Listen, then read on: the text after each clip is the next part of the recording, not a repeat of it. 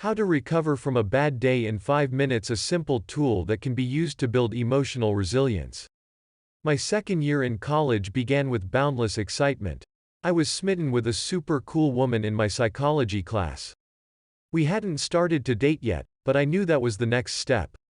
You could imagine my surprise when I arrived at the dorm cafeteria and saw her cozy up with a friend of mine, a friend I had introduced to her. I spent the next several hours sitting in my room sulking over the turn of events.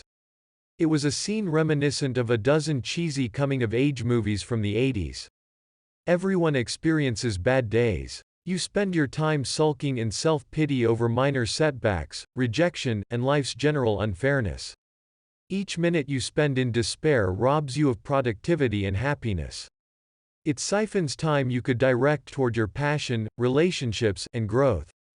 You probably have your own set of despair triggers, things that send you spiraling into a melancholic state.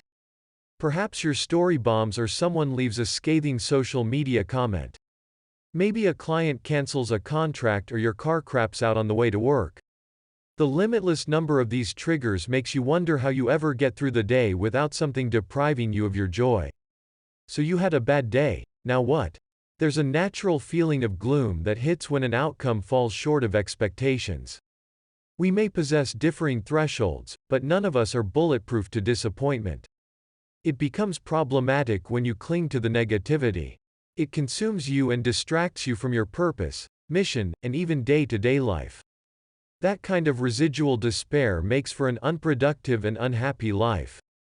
You can deal with this mental state in one of two ways. Allow time to do its job, a few hours, a solid stretch of sleep, or a few days of reflection and reconciliation. Circumvent the reconciliation process. Shortcut your recovery. Of course, the sooner you get past whatever pain commands your attention, the quicker you return to focus on things that bring you contentment. Paste this quote onto your wall. The shortcut began to unfold when I read the book, Man's Search for Meaning, by Viktor Frankl. One quote from that book carries such profound meaning it forces me to recalibrate my emotions every time I read it. This quote alone won't get you over the bad day hump, but the application of it, which I share later, will change the way you interpret disappointing experiences. Everything can be taken from a man but one thing, the last of the human freedoms, to choose one's attitude in any given set of circumstances, to choose one's own way. Viktor Frankl. You own the response to whatever crap life throws at you. It's the only freedom they can never steal from you, to choose one's attitude in any given situation. That's all well and good, but in the midst of a tailspin, you need a practical tool, one you can apply to real life. You need a mechanism that enables you to change your perspective and gives you the benefit of immediate hindsight. Life as an aggregate instead of isolated events. When it comes to career, passion, and even life, we tend to focus on the moment, rather than looking at it as an arc that extends over decades. We blow up small events into life-altering catastrophes. You get a rejection letter and wonder how life went astray. A client said no to your proposal. You sit on the curb, bury your head in your hands and weep. You spill coffee on your shirt and curse the unfairness of life. Your focus on the moment might work for meditation and much of everyday life, but it falters in circumstances that require perspective and context to stabilize your mental state. When you evaluate negative situations in isolation, you give your pain undivided attention, often at the expense of context. Some cases call for distance, looking at life from a 30,000-foot view. The 25-year lens.